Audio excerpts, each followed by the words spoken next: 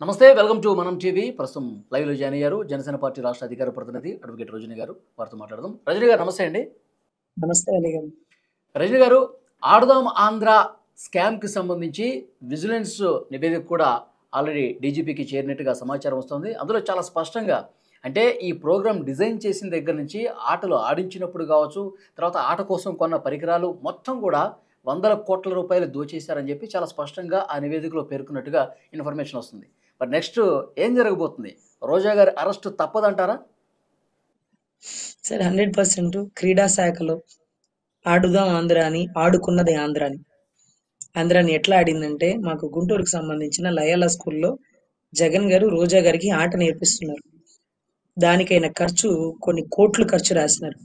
కానీ దానికి వారు చేసిన ఖర్చు ఏంటంటే గ్రౌండ్ అండి. ఫుల్ ఫ్లెడ్జ్డ్ గా గ్రౌండ్, అట్లీస్ట్ షామేనా కూడా వేయలేదు. గ్రౌండ్ ఆయన బ్యాట్ పట్టుకున్నారు, ఆవిడకి ఎలా బ్యాట్ పట్టుకోవాలో చూపిస్తున్నారు. ఈ దృశ్యాలే కదా మీకు కనపడింది. పైన ఉన్న టెంట్ వేయడం, భోజనాలు పెట్టడం, లేకపోతే పెద్ద పెద్ద స్టేడియం లాంటిది అంటే స్టేజ్ లాంటిది కట్టడం, ప్రచారం ఏం లేదు కదా. కానీ దానికి ఆయన ఖర్చు ఎన్ని కోట్లు రాసిందో అడగండి. ఎందుకంటే మాకు లయలా స్కూల్ కాలేజ్ ఉంటుందండి, అటు రోడ్డు ఇటు రోడ్డు బ్లాక్ చేసేస్తున్నారు. సార్ నేను అనుకున్నాను, ఆ రోజు నేను అటువైపు వెళ్ళగా నేను అనుకున్నాను సీఎం గారు ఇటుగా వస్తారా అనుకున్నానండి. అటు ఇటు రెండు వైపులా రాల, ఆకాశంలోంచి దిగుతారు. అప్పుడు నాకు బ్లేడ్ బాబ్జీ సీన్ గుర్తొచ్చిందండి. పైనుంచి ఆకాశంలో దిగడానికి ఎక్కడో దూరంలో ఉన్న రోడ్డు బ్లాక్ చేయడానికి ఏమన్నా ఉందా? అసలు ఆ ఫ్లైట్ ఏమన్నా రోడ్డు మీద దిగుతారా? గ్రౌండ్ లోపలే కదా. మరి నువ్వు రోడ్డు అంతా ఎందుకు బ్లాక్ చేసినావు?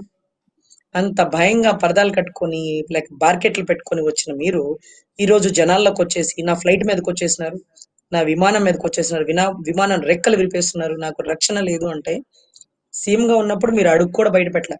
తాడేపల్లి నుంచి తెనాలికి కూడా చార్టెడ్ ఫ్లైట్. సో అదొకే. ఇప్పుడు ఆడుకుందాం ఆంధ్ర కాన్సెప్ట్ లో దీంట్లో అతను కూడా వస్తాడండి. ఎవరంటే ఒక ఒక రెడ్డి సంథింగ్, బైరెడ్డి సిద్ధార్థ రెడ్డి. ఎందుకంటే అతను కూడా ఏదో దానికి సంబంధించిన కొంత ఇన్వాల్వ్మెంట్ ఉంది. అన్ని వాటిలో అతను కూడా వస్తుంటాడు. క్రీడా శాఖకు సంబంధించిన ఏదో శాఖలో తన ఇన్వాల్వ్మెంట్ పాయింట్. సో ఇక్కడ చాలా మందికి ప్రైజ్ మనీలు వచ్చినాయండి. 5 లక్షలు, 3 లక్షలు, 2 లక్షలు, లక్ష ఇట్లా ప్రైజ్ మనీ ఉంటుంది. First prize, second prize, third prize. చెక్కులు ఇస్తున్నారు కానీ అమౌంట్ లేదు. చెక్కులు స్టేజ్ మీద డిస్ట్రిబ్యూట్ చేస్తారు. రేపు అకౌంట్లు వేస్తే అంటే చెక్ బౌన్స్ అవుతుంది. మామూలుగా ఎవరికైనా చెక్ ఇచ్చి వాడు బౌన్స్ అయితే వాడిని ఎత్తి లోపలేస్తారు. ఇక్కడ చెక్ బౌన్స్ అయితే మరి రాష్ట్రాన్ని లేదా రాష్ట్ర ప్రభుత్వాన్ని ఎత్తి లోపలేయాలండి. ప్రభుత్వం ఇచ్చిన చెక్కులు కూడా బౌన్స్ అయితే ఎటు వెళ్ళాలండి? అంటే రాముడికి బాణం తగిలితే అప్పుడు కప్పని అడుగుతాడంట, అదేంటి కప్ప అరవచ్చు కదా అని. అయ్యో, నేను ఎప్పుడు అరిచినా రామా అనేదాన్ని, రాముడి వల్లే కష్టం వచ్చినప్పుడు నేను ఎవరికి చెప్పుకుంటానని. అంటే ప్రభుత్వమే మనల్ని కాపాడుతుందని ప్రజలు నమ్ముతున్న టైంలో ప్రభుత్వం అకౌంట్ లోనే డబ్బులు లేవని చెక్ బౌన్స్ అవుతాయి. ఆరోగ్యశ్రీ దాంట్లో కూడా డబ్బులు లేవని పక్కన పడేసిన సర్జరీస్ చాలా పోయినాయండి. అదే రకంగా పిల్లల్ని ఎంకరేజ్మెంట్ అంటారండి. పిల్లలకి రేపు భోపాల్లో టోర్నమెంట్స్ ఉన్నాయి, ఢిల్లీలో టోర్నమెంట్స్ ఉన్నాయి. వాళ్ళకి ఇక్కడ నుంచి కొంత ఎంకరేజ్ అమౌంట్ అంటే లైక్ అప్ అండ్ డౌన్ టికెట్లు, వాళ్ళకి సంబంధించిన సామాగ్రి, బ్యాట్ బాల్, లేకపోతే స్కేటింగ్ సంబంధించిన షూస్, ఇవన్నీ కూడా వాళ్ళకి సపోర్ట్ గా ఇచ్చి, వాళ్ళకి కోచ్ ఇచ్చి, వాళ్ళకి మంచి ఫుడ్ పెట్టి వాళ్ళని ట్రైనింగ్ చేసి అక్కడ పంపించాలండి. ఎందుకంటే మనం రెగ్యులర్ గా నాగార్జున యూనివర్సిటీలో, ఆంధ్ర యూనివర్సిటీలో టోర్నమెంట్స్ జరుగుతుంటాయి. పక్క రాష్ట్రాల నుంచి ఎంతో మంది పిల్లలు వచ్చి ఇక్కడ టోర్నమెంట్ ఆడతారు. వాళ్ళకి వాళ్ళ గైడ్, కోచ్, చాలా ఫెసిలిటీస్, ఫైనాన్షియల్ సపోర్ట్ ఇస్తారు. కానీ మన బిడ్డలు పక్క రాష్ట్రానికి వెళ్ళి బిక్కుమంట, సరైన డబ్బు లేక, సరైన ఫెసిలిటీస్ లేక, సరైన అకామిడేషన్ లేక, రాత్రి తినక పడుకొని వాళ్ళు ఎంతవరకు ఆడగలరు అంటే మనం సపోర్ట్ ఇవ్వాలి కదండి. సో ఆ డబ్బు అంతా ఏమైపోయిందంటే లేవంటది.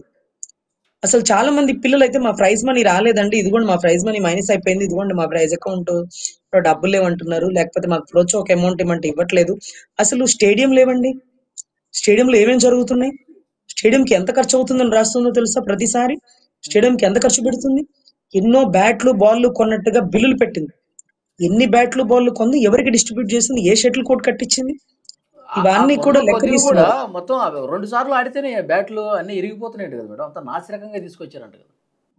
అంటే ఎక్కడ చెక్కలు తీసుకొచ్చి తయారు చేపిచ్చేస్తుందో మనకు తెలియదు. ఏదో ఇచ్చామంటే ఇచ్చినట్టు పెయింట్ నీట్ గా వేసి ఇలా ఇస్తున్నట్టేమో బహుశా. సో అదే రకంగానండి ఆయన జగన్ రెడ్డి గారు ఆ ఒక ఆట ఎలాగో నేర్పిస్తున్నారు. కానీ పసిబిడ్డలకి ట్రైనింగ్ ఇచ్చే కోచ్ల పరిస్థితి ఎలా ఉందో తెలుసా అండి? వాళ్ళకి శాలరీస్ పడవంట కదా గవర్నమెంట్ లో. వాళ్ళకి ఎంకరేజ్మెంట్ ఇవ్వదంట. కోచ్ బాగుంటేనే కదా కింద పార్టిసిపేట్ బాగుంటారు. అవును. కోచ్ ఆర్థిక ఇబ్బందులో 3 నెలల నుంచి జీతాలు పడలేదమ్మా, మీరు మీరు కారులో వచ్చేసేయండి, నాకు అంత పెట్టుకునే పరిస్థితి లేదు, నేను బస్కి వస్తాను, మనం అక్కడ కలుసుకుందాం, అక్కడ ట్రైనింగ్ ఇస్తాను అనే పరిస్థితులు కూడా నెలకొన్న వాతావరణం అండి. కోచులు చాలా నలిగిపోయారు. పాపం ట్రైనింగ్‌కి వెళ్ళాల్సిన బిడ్డలకి సరైన సమపాలలో ఆదాయం అక్కడ డబ్బులు సమకూరలేదు. క్యాష్‌గా కష్టపడి గెలిచిన ప్రైజ్ మనీ క్యాష్ అకౌంట్‌లో లేదు. క్రీడా శాఖలో 100,00,00,000 ఉంటాయి. నేను 100,00,00,000 తినేస్తే మరి బ్యాట్లు, బాల్ ఎక్కడ పంచిపెట్టాను అని అడుగుతుంది. 100,00,00,000 తినేసావా? 10,00,00,000 తిన్నావా? కోటే తిన్నావా? ఇవన్నీ కూడా లెక్కలు తీస్తారు. సో, ఆ ప్రైజ్ మనీ కూడా వైసీపీ కార్యకర్తలనో లేకపోతే బయట ఎవరినో కొంతమందిని తీసుకొచ్చి ఇప్పించారంట కదా మేడం? అవునండి. సిద్ధార్థ రెడ్డి గారొచ్చినప్పుడు వాళ్ళ ఏరియా సంథింగ్ కొంతమంది రెడ్లు అక్కడికి సంబంధించిన కార్యకర్తలు వాళ్ళే గెటప్‌లు మార్చి వీళ్ళ బ్యాట్లు వాళ్ళకి, వాళ్ళ బ్యాట్లు వీళ్ళకి ఇచ్చినట్టు. ఆ బ్యాట్లు, బాల్లు క్రీడా శాఖకు సంబంధించిన సామగ్రి కొన్నటువంటి ఏదైతే ఫ్యాక్టరీ గాని, ఏదైతే షాప్ కానీ ఇది వాళ్ళవేనన్నట్టు. అవి ఎక్కడ తయారు చేసినా వాటికి బ్రాండెడ్ లేనట్టు, చీప్ క్వాలిటీ అయినట్టు. ఇవన్నీ కూడా కొన్ని వాళ్ళోళ్ళకి ఇచ్చుకున్న దాంట్లోనే క్వాలిటీ లేదు. వాళ్ళోళ్ళకి తప్ప బయటోళ్ళకి ఇవ్వల. సెలెక్ట్ అయిన దాంట్లో కిట్స్ లేవు. అది కూడా టోర్నమెంట్‌కి ఇవ్వలేదండి. సంక్రాంతికి. ఆడుకోండి ఆంధ్ర. సంక్రాంతికి ఎవడు ఆడతారు? టోర్నమెంట్‌కి వెళ్ళే వాళ్ళకి మీరు సపోర్ట్ చేయాలని సరదాగా పండగ చేసుకునే టైంలో మీరు మీ ప్రచారం కోసం, మీ పబ్లిసిటీ కోసం బ్యాట్లు, బాల్లు ఇస్తున్నట్టు ఏదో అక్కడ సెలవులకు వచ్చిన పిల్లలకి వాళ్ళకి పంచితే స్కూల్లో ఆడేవాళ్ళు ఎవరు? ఈ జిల్లాలో ఆడేవాళ్ళు ఎవరు? వీళ్ళకి ఎలా సపోర్ట్ వస్తుంది? మీరు పక్క రాష్ట్రానికి వెళ్ళండి, పక్క దేశానికి వెళ్ళండి. ఇలా కదా తయారు చేయాలి. నాకైతే అప్పుడు అనిపించిందండి క్రీడా శాఖలో ఉంది కాబట్టి గులకరాయి గురి చూసి జగన్ గారికి కొట్టిన వాళ్ళని ఒలింపిక్స్ కి పంపించాలండి. మీరు అతనికి ట్రైనింగ్ ఇప్పించండి. మీరు క్రీడా శాఖ మంత్రే కదా అని అడగాలనిపించిందండి. ఎందుకంటే గత గవర్నమెంట్ లోనే కదా జరిగింది, మీకు తెలుసు కదా. అవును. గులకరాయి గురి చూసి కొడితే చీకట్లో ఎక్కడో దూరంగా ఉన్నవాడు ఇక్కడ జగన్ గారికి, తర్వాత ఆ కొబ్బరి చెప్పులోడికి ఇద్దరికి తగిలిందట. సో అంత చీకట్లో గురి చూసి కొట్టాడంటే మా వాడు ఏకలవుడే కదండి. సో మా లాంటి ఏకలవ్యుల్ని కూడా తయారు చేయాలా అని చెప్పి నాకు లెటర్ పెట్టాలనిపించింది. ఉమ్. ఇలాంటి బిడ్డల్ని దగ్గర తీసుకోమ్మా, దత్తత తీసుకో, ఆదుకో, టోర్నమెంట్ కి పంపించు. ఒకవేళ జైలు వేస్తే బెయిల్ మీద నేను బయటకు తెస్తా, మళ్ళీ ఒలింపిక్స్ కి పంపిద్దాం. సో ఇటువంటి పరిస్థితులు నెలకొనిందండి. ఎక్కడెక్కడ మీటింగ్లు పెడుతున్నాను, కండక్ట్ చేస్తున్నానంటూ ఆ వచ్చిన ప్రైజ్ మనీని సిద్ధార్థ రెడ్డి గారు లాంటి వాళ్ళకి పబ్లిసిటీకి ప్రచారం చేస్తూ వాళ్ళని పిలిపించినందుకు వాళ్ళకి వచ్చే ఖర్చులకి వాళ్ళకి ఇవ్వడమే తప్ప టోర్నమెంట్ లో ఆడుకునే పిల్లలకి, లేకపోతే టోర్నమెంట్ లో పాల్గొనే పిల్లలకి, లేకపోతే వాళ్ళకు వచ్చిన చెక్ ప్రైజ్ మనీ ఇవేవి అందుబాటులో లేవని, ఇవన్నీ కేసులుగా నమోదైన వాటి మీద విచారణ జరుగుతుంది. ఇవన్నీ మనం చెప్పిన ఆరోపణలు కాదండి. పిల్లలు చెక్కులు బౌన్స్ అయినాయని, మేము టోర్నమెంట్ కి అవును. వెళ్తామని లెటర్లు 3 మాటలు పెట్టినా మాకు అమౌంట్ శాంక్షన్ చేయలేదని, మేము మా ఇంటి దగ్గర ఉండేటటువంటి స్టేడియంలో ఏ ఫెసిలిటీస్ లేవని, స్కూల్లో కూడా పీటీ క్లాసులో చెప్పాల్సినటువంటి స్కూల్లో ఫెసిలిటీస్ కూడా లేవని, స్కూల్లో కనీసం గ్రౌండ్ పిచ్చితుమ్మ మొక్కల్లాగా అక్కడక్కడంతా మొక్కలు ములిసిపోయినాయి కానీ వాటిని నీట్ గా క్లీన్ చేపించి వాటికి షటిల్ కోర్ట్ పెట్టమన్నా వినలేదని, ఇవన్నీ కూడా మెన్షన్ చేసినారండి. ఓకే. సో వాటి మీద విచారణ జరుగుతుంది. అతి తొందరలో రోజక్క వీటిలోను పర్యాటక శాఖలో అంటే గ్రీన్ ట్రిబ్యునల్ అవైతే అసలు ఏకంగా ఢిల్లీ వాళ్ళు కూడా కప్పుతారండి. ఓకే. ఎందుకంటే కొండకి గుండు కొట్టేసి దాని మీద గ్రీన్ మ్యాట్ కప్పేసింది చూడండి. రిషికొండ. ఏదైనా స్టూడియోలో గ్రీన్ మ్యాట్లు వేసుకొని మనం ఏదైనా చేస్తుంటాం. వాళ్ళు కొండకే గ్రీన్ మ్యాట్ వేసారు. అంటే పైనుంచి ఫోటో దిగగానే గ్రీనరీ ఉంటుంది. కానీ దాని కింద ఉన్న అంటే ఎర్ర మట్టి దిబ్బల్ని కొట్టేసి దాని మీద గ్రీన్ మ్యాట్ వేసేసింది. సో ఇటువంటి వాళ్ళు అతి తొందరలోనే అరెస్ట్ అవుతారు. దీనికి రెడ్ బుక్ కాదు, ఆవిడ చేసిన తప్పుని ఎత్తి చూపించి ఈ కారణాల ఇంత డబ్బు దారి మళ్ళీ పాపం ఈ కేసు ఈ అమ్మాయి నమోదు చేసింది. ఆ అమ్మాయి నమోదు చేసిన దాంట్లో నా చెక్ బౌన్స్ అయిందండి, నేను 3 లక్షలు గెలుచుకున్నాను, నాకు రాలేదండి అని ఒకళ్ళు, లేకపోతే లెటర్ పెట్టినా స్పందించలేదని ఒకళ్ళు, గ్రౌండ్ సరిలేదని ఒకళ్ళు, వీటన్నిటి మీద విచారణ జరుగుతుంది. యా, చూద్దాం మేడం. చాలా వేగంగా ఈ స్కామ్ గురించి అన్ని కూడా బయటకు వస్తామని. ఒకటి వలి గారు చెప్పండి. ఇంతమంది అంటే ఆవిడలో ఇంత లోటుపాటు పెట్టుకొని ఉమ్. చిరంజీవి గారు లాంటి వాళ్ళు ప్రచారంలో లేకపోతే ఎక్కడైనా కనపడినప్పుడు ఈవిడ ప్రచారంకి వెళ్ళినప్పుడు ఆయనకే చేయడం రాజకీయం రాదు, ఆయనే పారిపోయాడు, ఈయన వచ్చాడు, ఈయన ఏం చేస్తాడు అని పుల్ల విరుపు మాటలు అవసరమా నీకు? ఆయనతో పాటు సరసన నటించిన దాని ముగ్గురు మునగాళ్ళలో ముఠామేశ్వరో ఏదో తమరి పాత్రాభినయం ద్విపాత్రాభినయం లాగా.